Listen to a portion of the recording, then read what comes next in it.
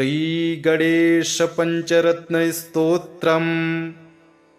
मुदाकरात्तमोदकं सदा विमुक्तिसाधकं कलाधरावतंसकं विलासिलोकरञ्जकम् अनायकैकनायकं विनाशिते भदैत्यकं नताशुभाशुनाशकं नमामि तं विनायकम् न ते तरातिभीकरं नवोदितार्कभास्वरं न मत्सुरारिनिर्जरं नताधिकापदुद्धरं सुरेश्वरं निधीश्वरं गजेश्वरं गणेश्वरं महेश्वरं तमाश्रये परात्परं निरन्तरं समस्तलोकशङ्करं निरस्तदैत्यकुञ्जरं दरेतरोदरं वरं वरे भवक्त्रमक्षरं कृपाकरं क्षमाकरं मुदाकरं यशस्करं नमस्करं नमस्कृतां नमस्करोमि भास्वरम् अकिञ्चनार्तिमार्जनं चिरन्तनोक्तिभाजनं पुरारिपूर्वनन्दनं सुरारिगर्वचर्वणं प्रपञ्चनाशभीषणं धनञ्जयादिभूषणं कपालदानवारणं भजे पुराणवारणं नितान्तकान्तदन्तकान्तिमन्तकान्तकात्मज मचिन्त्यरूपमन्तहीनमन्तराय कृन्तनं हृदन्तरे निरन्तरं वसन्तमेव योगिनां तमेकदन्तमेव तं विचिन्तयामि सन्ततं महागणेशपञ्चरत्नमादरेण योऽन्वहं प्रगायति प्रभातके हृदि स्मरन् गणेश्वरम् अरोगतामदोषतां सुसाहितीं सुपुत्रतां समाहितायुरष्टभूतिमभ्युपैति सोचिरात् मुदाकरात्तमोदकं सदा विमुक्तिसाधकं कलाधरावतंसकं विलासिलोकरञ्जकम् अनायकैकनायकं विनाशिते भदैत्यकं नताशुभाशुनाशकं नमामि तं विनायकम् न ते तरातिभीकरं नवोदितार्कभास्वरं न मत्सुरारिनिर्जरं नताधिकापदुद्धरं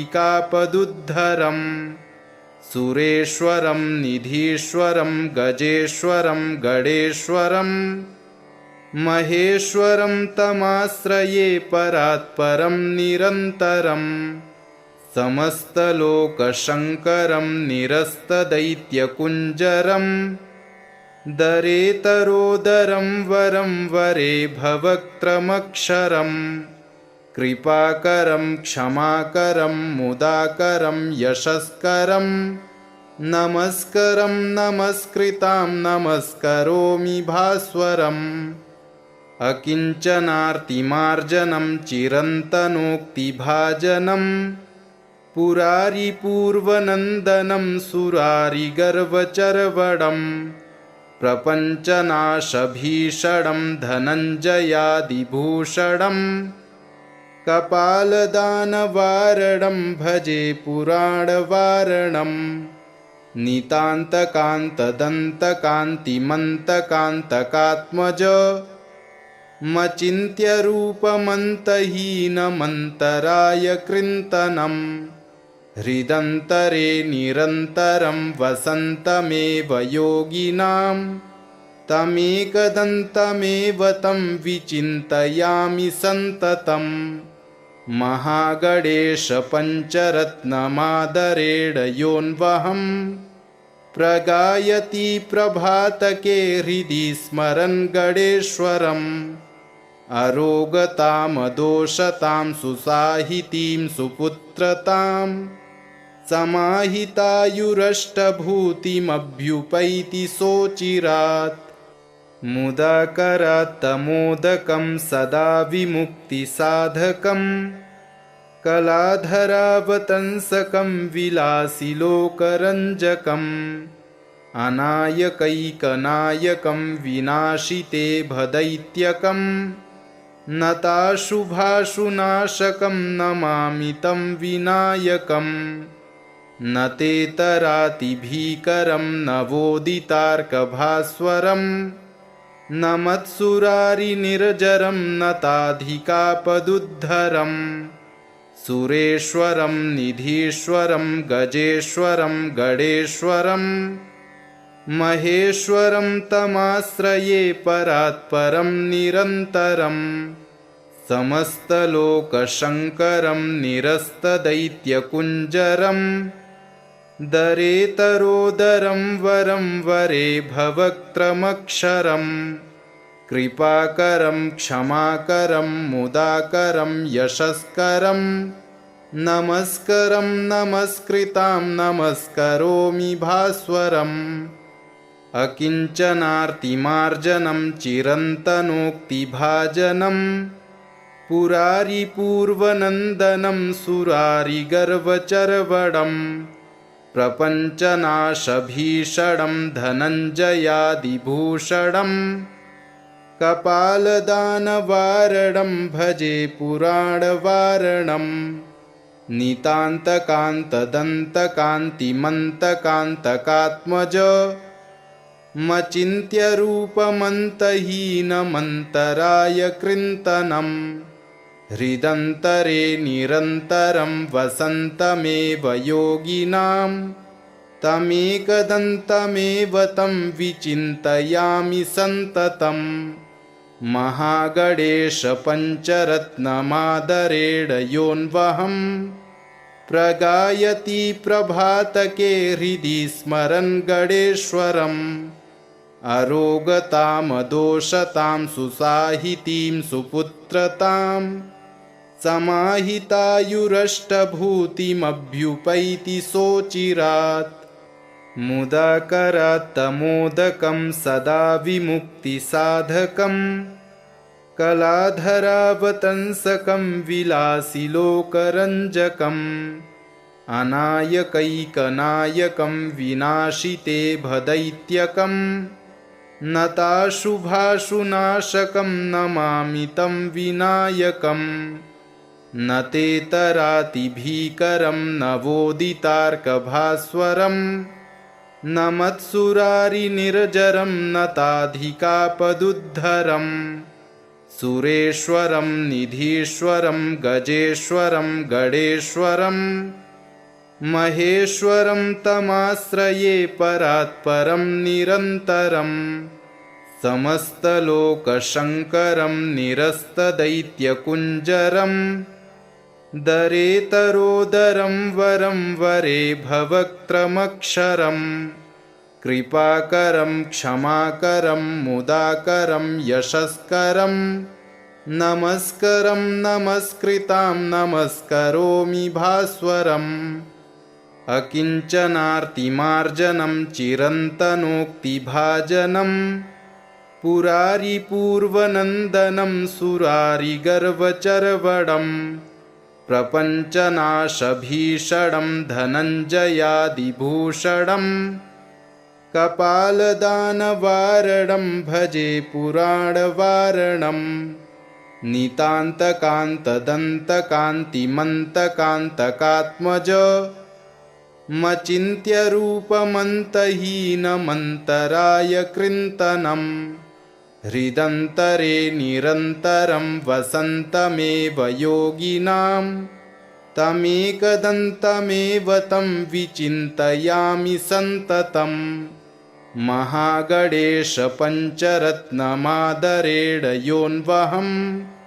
प्रगायति प्रभातके हृदि स्मरन् गणेश्वरम् अरोगतामदोषतां सुसाहितीं सुपुत्रतां समाहितायुरष्टभूतिमभ्युपैति सोचिरात् मुदाकरात्तमोदकं सदा विमुक्तिसाधकं कलाधरावतंसकं विलासिलोकरञ्जकम् अनायकैकनायकं विनाशिते भदैत्यकम् नताशुभाशुनाशकं नमामि तं विनायकम् न ते तरातिभीकरं नवोदितार्कभास्वरम् न मत्सुरारिनिर्जरं नताधिकापदुद्धरम् सुरेश्वरं निधीश्वरं गजेश्वरं गणेश्वरं महेश्वरं तमाश्रये परात्परं निरन्तरं समस्तलोकशङ्करं निरस्तदैत्यकुञ्जरं दरेतरोदरं वरं वरे भवक्त्रमक्षरम् कृपाकरं क्षमाकरं मुदाकरं यशस्करं नमस्करं नमस्कृतां नमस्करोमि भास्वरम् अकिञ्चनार्तिमार्जनं चिरन्तनोक्तिभाजनं पुरारिपूर्वनन्दनं सुरारिगर्वचर्वणं प्रपञ्चनाशभीषणं धनञ्जयादिभूषणम् कपालदानवारणं भजे पुराणवारणं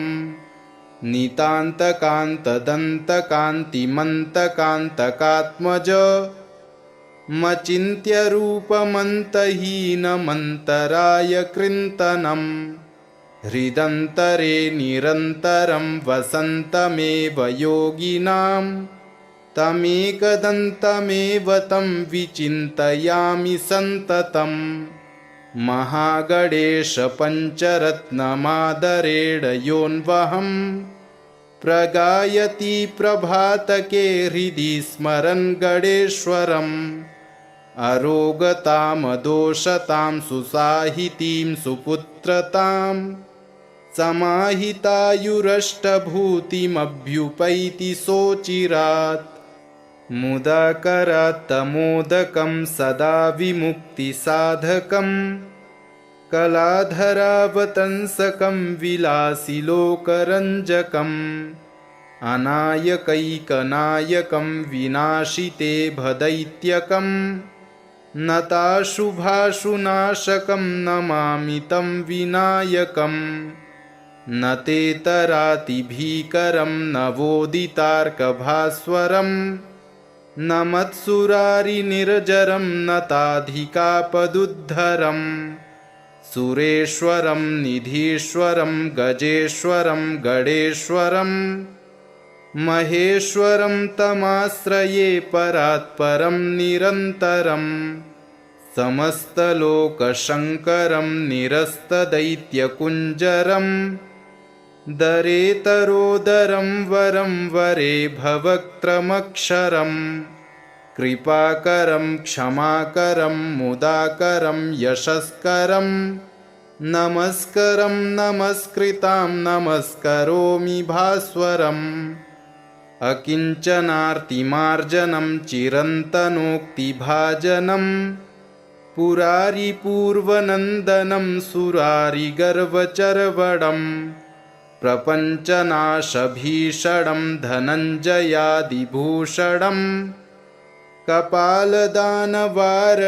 भजे पुराणवारणं नितान्तकान्तदन्तकान्तिमन्तकान्तकात्मज मचिन्त्यरूपमन्तहीनमन्तराय कृन्तनं हृदन्तरे निरन्तरं वसन्तमेव योगिनां तमेकदन्तमेव तं विचिन्तयामि सन्ततम् महागणेश पञ्चरत्नमादरेण योऽन्वहं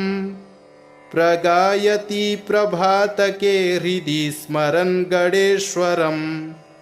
अरोगतामदोषतां सुसाहितीं सुपुत्रतां समाहितायुरष्टभूतिमभ्युपैति सोचिरात् मुदाकरात्तमोदकं सदा विमुक्तिसाधकं कलाधरावतंसकं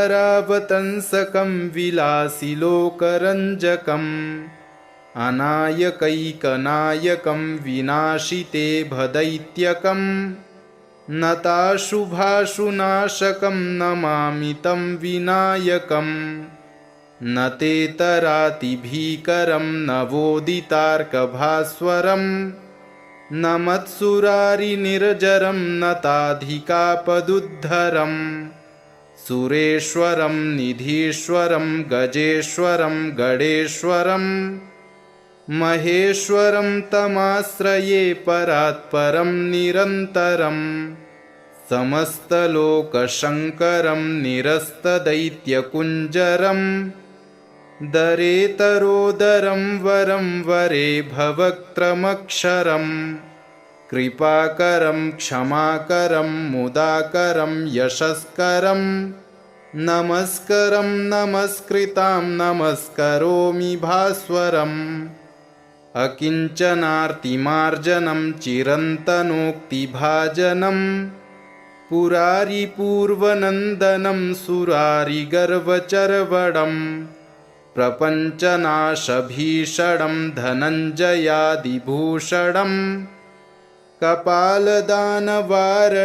भजे पुराणवारणं नितान्तकान्तदन्तकान्तिमन्तकान्तकात्मज मचिन्त्यरूपमन्तहीनमन्तराय कृन्तनं हृदन्तरे निरन्तरं वसन्तमेव योगिनां तमेकदन्तमेव तं विचिन्तयामि सन्ततम् महागणेश पञ्चरत्नमादरेण योऽन्वहं प्रगायति प्रभातके हृदि स्मरन् गणेश्वरम् अरोगतामदोषतां सुसाहितीं सुपुत्रतां समाहितायुरष्टभूतिमभ्युपैति सोचिरात् मुदाकरात्तमोदकं सदा विमुक्तिसाधकं कलाधरावतंसकं विलासिलोकरञ्जकम् अनायकैकनायकं विनाशिते भदैत्यकं नताशुभाशुनाशकं नमामि तं विनायकम् न तेतरातिभीकरं नवोदितार्कभास्वरं न मत्सुरारिनिर्जरं नताधिकापदुद्धरम् सुरेश्वरं निधीश्वरं गजेश्वरं गणेश्वरं महेश्वरं तमाश्रये परात्परं निरन्तरं समस्तलोकशङ्करं निरस्तदैत्यकुञ्जरं दरेतरोदरं वरं वरे भवक्त्रमक्षरम् कृपाकरं क्षमाकरं मुदाकरं यशस्करं नमस्करं नमस्कृतां नमस्करोमि भास्वरम् अकिञ्चनार्तिमार्जनं चिरन्तनोक्तिभाजनं पुरारिपूर्वनन्दनं सुरारिगर्वचर्वणं प्रपञ्चनाशभीषणं धनञ्जयादिभूषणम् कपालदानवारणं भजे पुराणवारणं नितान्तकान्तदन्तकान्तिमन्तकान्तकात्मज मचिन्त्यरूपमन्तहीनमन्तराय कृन्तनं हृदन्तरे निरन्तरं वसन्तमेव योगिनां तमेकदन्तमेव तं विचिन्तयामि सन्ततम् महागणेश पञ्चरत्नमादरेण योऽन्वहं प्रगायति प्रभातके हृदि स्मरन् गणेश्वरम् अरोगतामदोषतां सुसाहितीं सुपुत्रतां समाहितायुरष्टभूतिमभ्युपैति सोचिरात् मुदाकरात्तमोदकं सदा विमुक्तिसाधकं कलाधरावतंसकं विलासिलोकरञ्जकम् अनायकैकनायकं विनाशिते भदैत्यकं नताशुभाशुनाशकं नमामि तं विनायकम् न ते तरातिभीकरं नवोदितार्कभास्वरम् न मत्सुरारिनिर्जरं नताधिकापदुद्धरम् सुरेश्वरं निधीश्वरं गजेश्वरं गणेश्वरम् महेश्वरं तमाश्रये परात्परं निरन्तरम्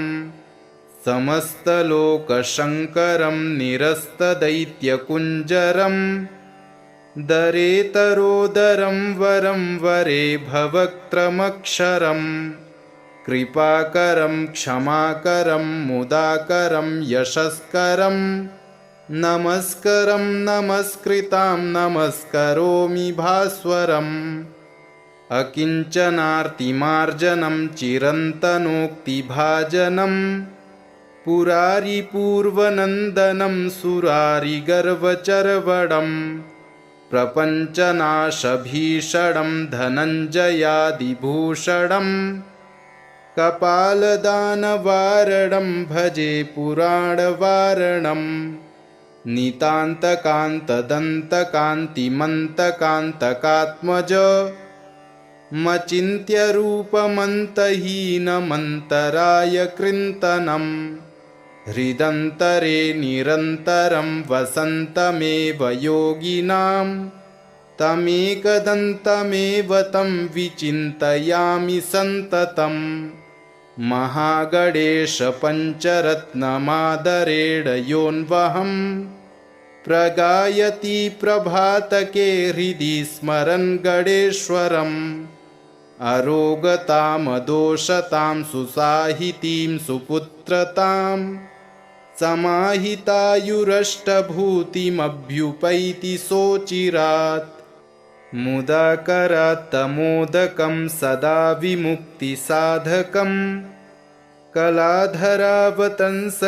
विलासिलोकरञ्जकम् अनायकैकनायकं विनाशिते भदैत्यकम् नताशुभाशुनाशकं नमामि तं विनायकम् न ते तरातिभीकरं नवोदितार्कभास्वरम् न मत्सुरारिनिर्जरं नताधिकापदुद्धरम् सुरेश्वरं निधीश्वरं गजेश्वरं गणेश्वरम् महेश्वरं तमाश्रये परात्परं निरन्तरम् समस्तलोकशङ्करं निरस्तदैत्यकुञ्जरम् दरेतरोदरं वरं वरे भवक्त्रमक्षरम् कृपाकरं क्षमाकरं मुदाकरं यशस्करं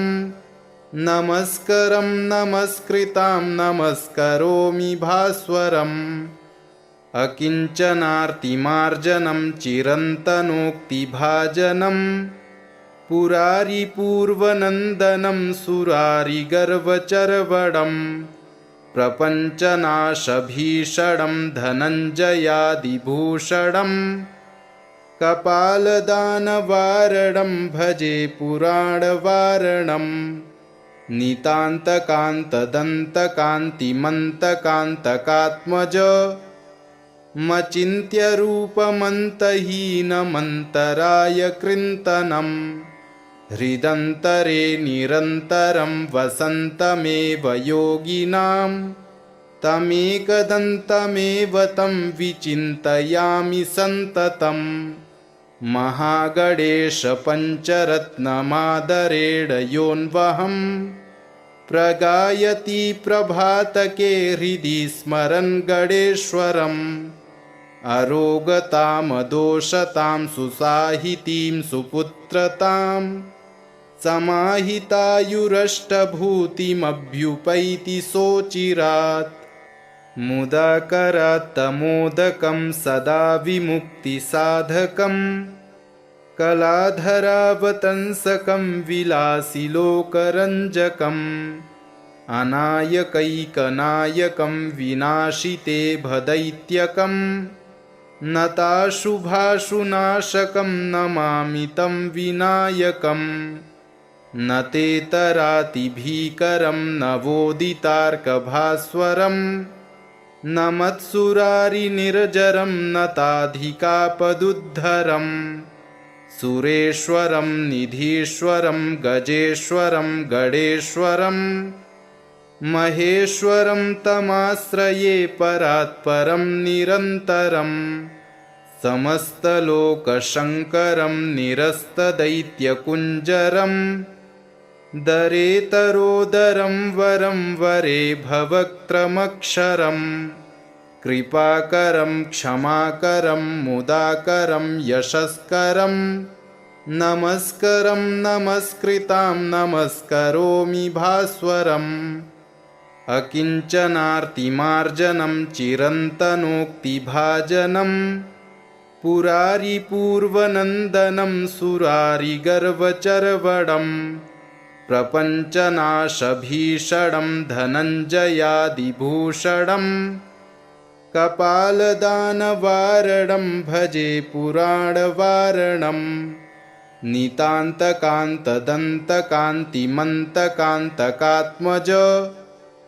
मचिन्त्यरूपमन्तहीनमन्तराय कृन्तनं हृदन्तरे निरन्तरं वसन्तमेव योगिनां तमेकदन्तमेव तं विचिन्तयामि सन्ततम्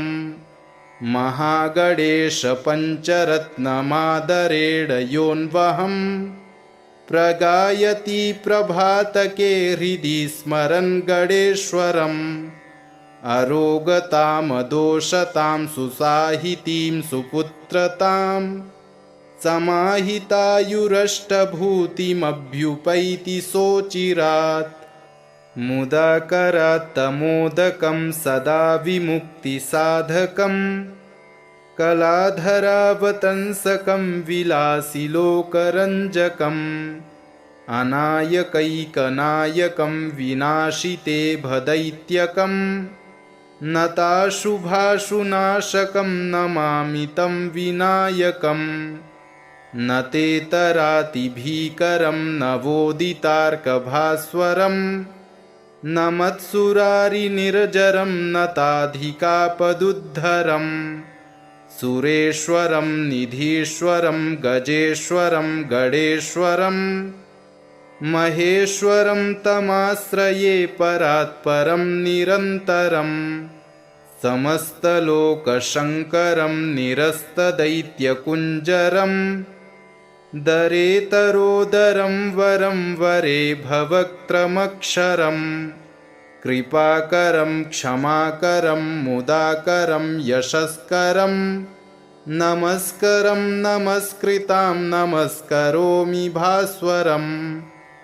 अकिञ्चनार्तिमार्जनं चिरन्तनोक्तिभाजनं पुरारिपूर्वनन्दनं सुरारिगर्वचर्वणं प्रपञ्चनाशभीषणं धनञ्जयादिभूषणं कपालदानवारणं भजे पुराणवारणं नितान्तकान्तदन्तकान्तिमन्तकान्तकात्मज मचिन्त्यरूपमन्तहीनमन्तराय कृन्तनं हृदन्तरे निरन्तरं वसन्तमेव योगिनां तमेकदन्तमेव तं विचिन्तयामि सन्ततम् महागणेशपञ्चरत्नमादरेण योऽन्वहम् प्रगायति प्रभातके हृदि स्मरन् गणेश्वरम् अरोगतामदोषतां सुसाहितीं सुपुत्रतां समाहितायुरष्टभूतिमभ्युपैति सोचिरात् मुदाकरात्तमोदकं सदा विमुक्तिसाधकं कलाधरावतंसकं विलासिलोकरञ्जकम् अनायकैकनायकं विनाशिते भदैत्यकं नताशुभाशुनाशकं नमामि तं विनायकम् न तेतरातिभीकरं नवोदितार्कभास्वरम् न मत्सुरारिनिर्जरं नताधिकापदुद्धरम् सुरेश्वरं निधीश्वरं गजेश्वरं गणेश्वरं महेश्वरं तमाश्रये परात्परं निरन्तरं समस्तलोकशङ्करं निरस्तदैत्यकुञ्जरं दरेतरोदरं वरं वरे भवक्त्रमक्षरं कृपाकरं क्षमाकरं मुदाकरं यशस्करं नमस्करं नमस्कृतां नमस्करोमि भास्वरम् अकिञ्चनार्तिमार्जनं चिरन्तनोक्तिभाजनं पुरारिपूर्वनन्दनं सुरारिगर्वचर्वणं प्रपञ्चनाशभीषणं धनञ्जयादिभूषणं कपालदानवारणं भजे पुराणवारणं नितान्तकान्तदन्तकान्तिमन्तकान्तकात्मज मचिन्त्यरूपमन्तहीनमन्तराय कृन्तनं हृदन्तरे निरन्तरं वसन्तमेव योगिनां तमेकदन्तमेव तं विचिन्तयामि सन्ततम् महागणेशपञ्चरत्नमादरेण योऽन्वहं प्रगायति प्रभातके हृदि स्मरन् गणेश्वरम् अरोगतामदोषतां सुसाहितीं सुपुत्रतां समाहितायुरष्टभूतिमभ्युपैति सोचिरात् मुदाकरात्तमोदकं सदा विमुक्तिसाधकं कलाधरावतंसकं विलासिलोकरञ्जकम् अनायकैकनायकं विनाशिते भदैत्यकं नताशुभाशुनाशकं नमामि तं विनायकम् न तेतरातिभीकरं नवोदितार्कभास्वरं न मत्सुरारिनिर्जरं नताधिकापदुद्धरं सुरेश्वरं निधीश्वरं गजेश्वरं गणेश्वरं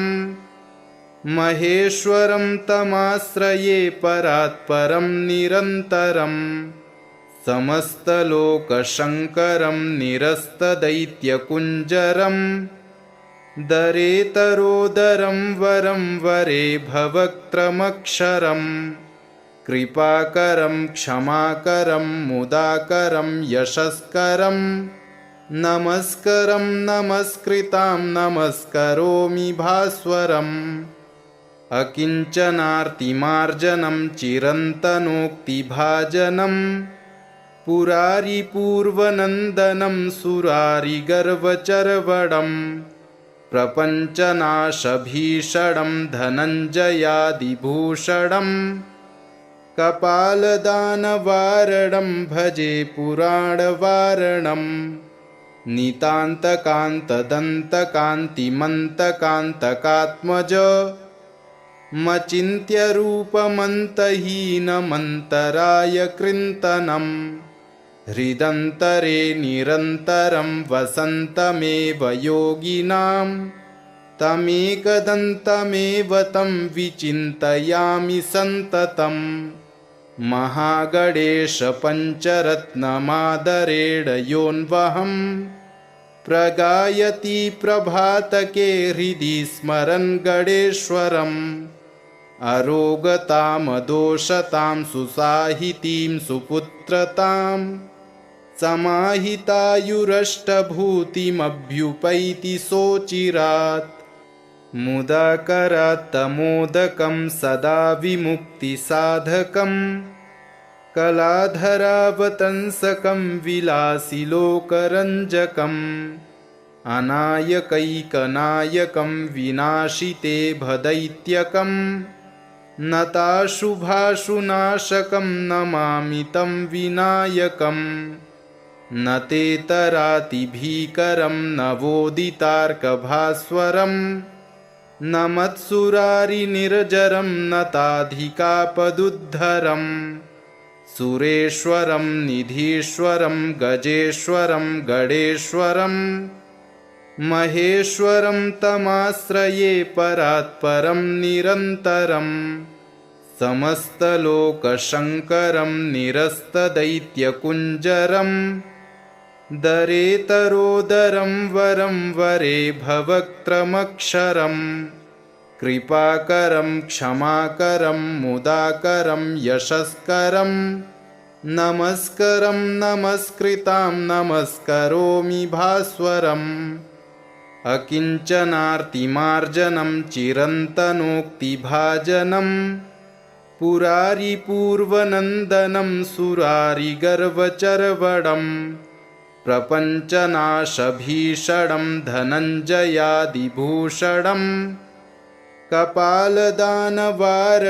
भजे पुराणवारणं नितान्तकान्तदन्तकान्तिमन्तकान्तकात्मज मचिन्त्यरूपमन्तहीनमन्तराय कृन्तनं हृदन्तरे निरन्तरं वसन्तमेव योगिनां तमेकदन्तमेव तं विचिन्तयामि सन्ततं महागणेशपञ्चरत्नमादरेण योऽन्वहं प्रगायति प्रभातके हृदि स्मरन् गणेश्वरम् अरोगतामदोषतां सुसाहितीं सुपुत्रतां समाहितायुरष्टभूतिमभ्युपैति सोचिरात्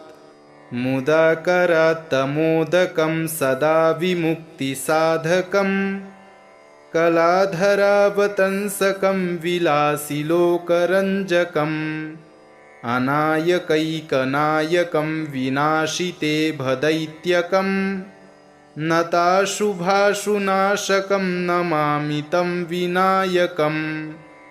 न तेतरातिभीकरं नवोदितार्कभास्वरं न मत्सुरारिनिर्जरं नताधिकापदुद्धरं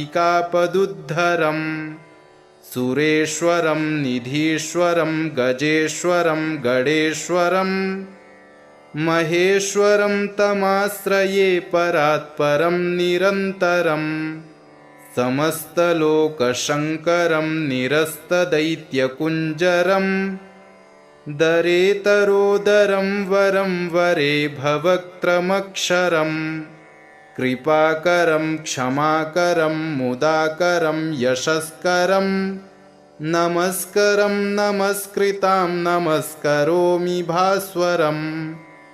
अकिञ्चनार्तिमार्जनं चिरन्तनोक्तिभाजनं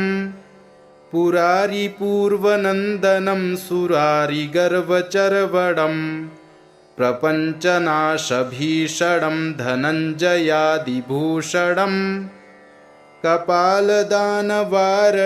भजे पुराणवारणं नितान्तकान्तदन्तकान्तिमन्तकान्तकात्मज मचिन्त्यरूपमन्तहीनमन्तराय कृन्तनं हृदन्तरे निरन्तरं वसन्तमेव योगिनां तमेकदन्तमेव तं विचिन्तयामि सन्ततं महागणेशपञ्चरत्नमादरेण योऽन्वहं प्रगायति प्रभातके हृदि स्मरन् गणेश्वरम् अरोगतामदोषतां सुसाहितीं सुपुत्रतां समाहितायुरष्टभूतिमभ्युपैति सोचिरात् इति श्रीमच्छङ्कराचार्यकृतं गणेशपञ्चरत्नस्तोत्रं सम्पूर्णम्।